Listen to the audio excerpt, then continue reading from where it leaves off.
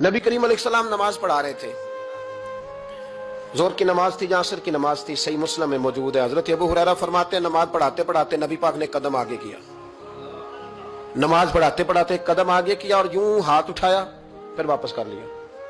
अब नमाज पढ़ के ना तो सलाम फेरा तो सहाबा अर्ज करने लगे या रसूल अल्लाह सल्लल्लाहु अलैहि वसल्लम, वो नमाज में पैर भी आगे किया तो हाथ भी उठाया, तो वजह क्या थी? पहला सवाल तो यह है कि आप लोग नमाज पढ़ रहे थे या हुजूर को देख रहे थे?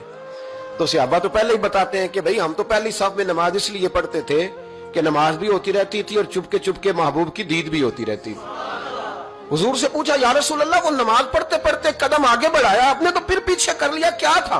और हाथ उठाया तो फिर आपने नीचे कर लिया। तो नबी करीम फरमाने लगे नमाज पढ़ाते पढ़ाते जब मैंने कहा ना समी अल्लाहु लिमन हमीदा, अचानक मेरी नजर उठी तो जन्नत में चली गई।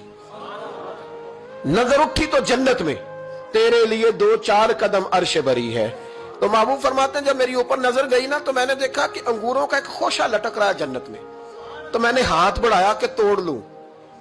हुजूर खड़े हैं मस्जिद नबवी में और फरमाते हैं कि मैं यहां खड़े होकर हाथ ऊंचा करूं तो मेरा जन्नत तक पहुंच जाता है। फरमाया मेरा इरादा हुआ कि वो खोशा जन्नत का तोड़ लूं और जरा मैंने पैर आगे बढ़ाया ही था तो मेरे दिल में ख्याल आया कि जन्नत राज है तो राज ही रहनी चाहिए, ये राज खोल गया तो मजा नहीं आएगा। तो मैंने फिर वो हाथ वापस कर लिया। सहाबा कहते हैं जब नबी करीम ने ये बयान किया तो हमारे चेहरे ने तजस्सुस से खेल उठे, तजस्सुस से हम कोई बात और भी सुनना चाहते थे।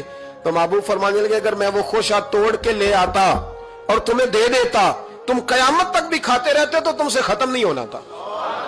ये सही मुस्लिम की हदीस है। ओ भाई, मेरे रसूल करीम के वाक़या में राज पे शिकवा करना, कहना समझ में नहीं आती कैसे गए थे। तो तू जो चाहे तो हर शब हो मिसाले शब असरा, इसलिए कि तेरे लिए 2-4 कदम